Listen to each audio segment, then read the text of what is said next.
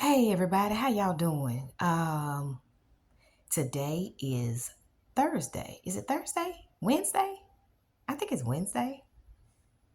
If it's Wednesday or Thursday, I really don't know because I am actually it's Wednesday. So this means that this is a Wellness Wednesday post, a Womb Wellness Wednesday post, Women's Wellness Wednesday post. Okay, video.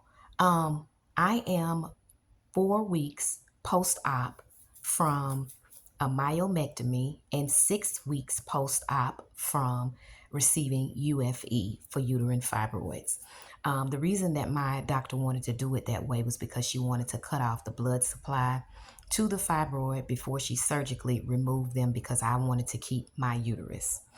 I feel pretty good so far, except my incision, which she did a vertical incision, is waking up. So that is giving me a little bit of discomfort and actually making me move slower than I'm used to moving. I don't have a problem with moving slow, and I like moving slow. This surgery actually came at the perfect time because back in 2017, I started to basically plan my life around a framework called strategic self-care that was invented or created by a sister friend of mine. Her name is Anana Harris Paris. And the name of the book that it comes from is Self-Care Matters.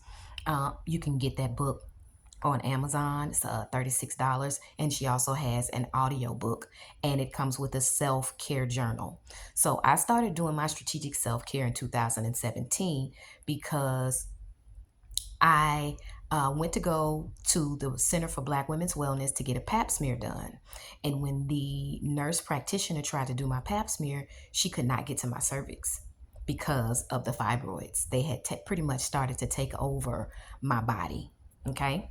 So when that happened, I was alarmed because that was the first time I did not get to have a pap smear in all of my menstrual life. Okay.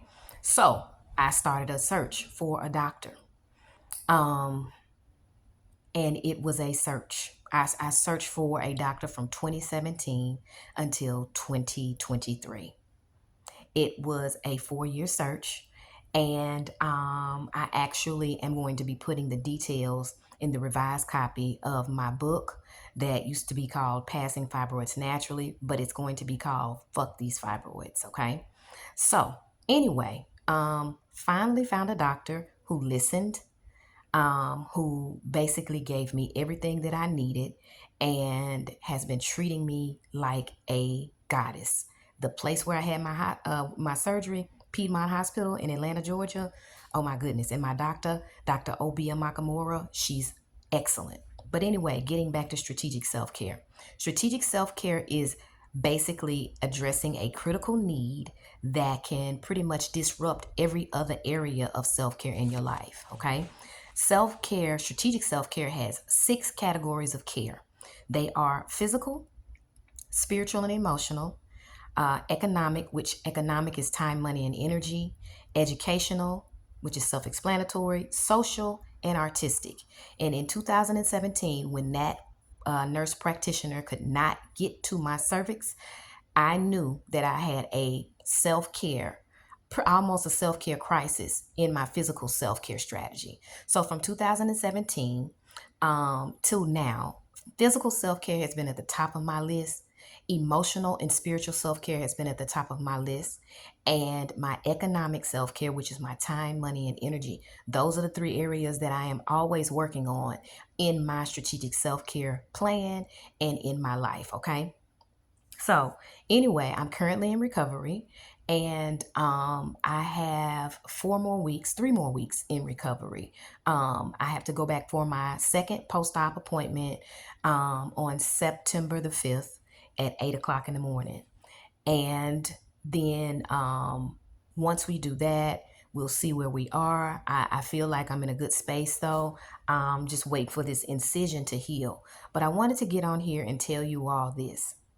When you are dealing with uterine fibroids, one of the most important things that needs to be looked at is your emotional hygiene, your emotional health. What is stressful in your life?